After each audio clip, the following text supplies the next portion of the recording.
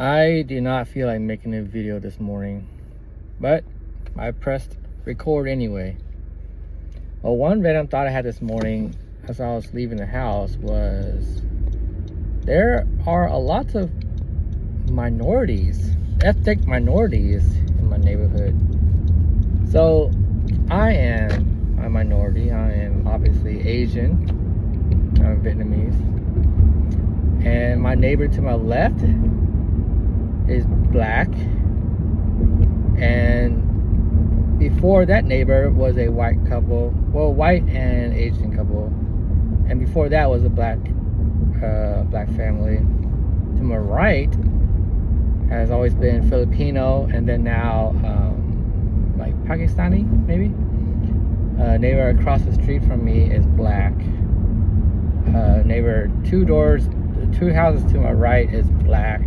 2 houses to my left is black, and diagonal right is some kind of minority. Diagonal left might be white.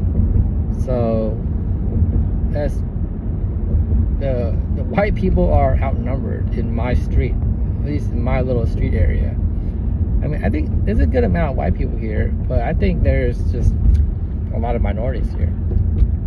I'm not saying that's a good or bad thing. It's just some random observation that I've noticed. And I live in a suburb in Texas. Just a kind of a regular Joe Schmo suburb. And I know in Texas in general, there are a lot of Hispanics because we're just above Mexico.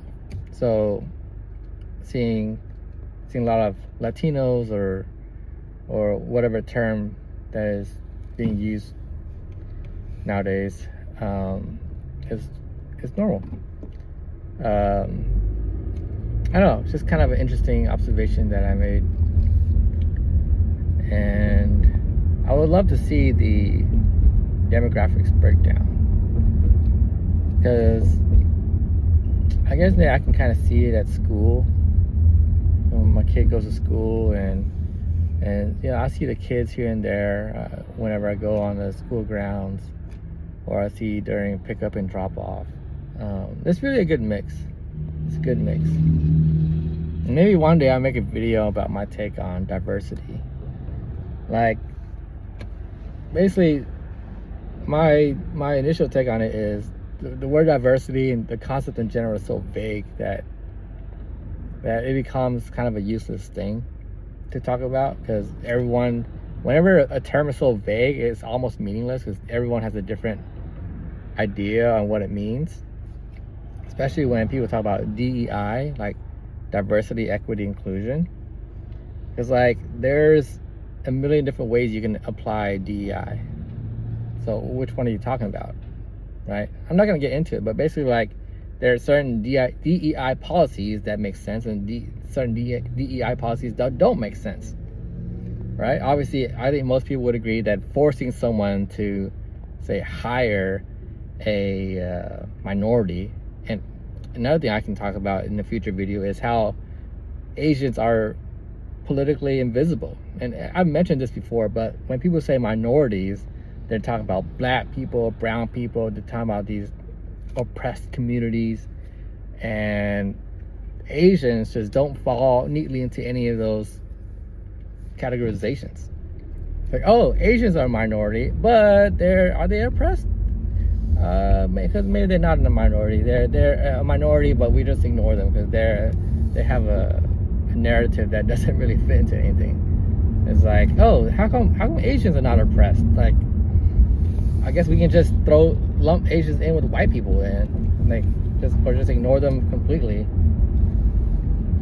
When people do violence against Asians, we just don't care. But every other minority or race or religion gets like a whole campaign, like, you know, Black Lives Matter, you know, Stop Asian Hate was like a thing for like half a second, and then they realized that, oh, okay, most of the violence being done against Asians is by a certain minority, and that goes against our agenda. So, I mean, there's a lot that's been kind of going on to this. Is the media talks about things that fit their agenda. It's sad, but I guess Asians don't really have a easy thing for people to kind of figure out how to hijack and use to their advantage. Anyway, that's kind of a random video. I'm kind of sleepy. It's Monday, another week, another day, another dollar. Gotta apply my value into my workplace.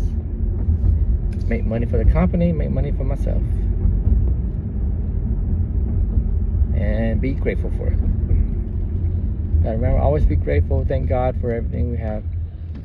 Thank God for providing for us. Providing us with opportunities. The ability to work.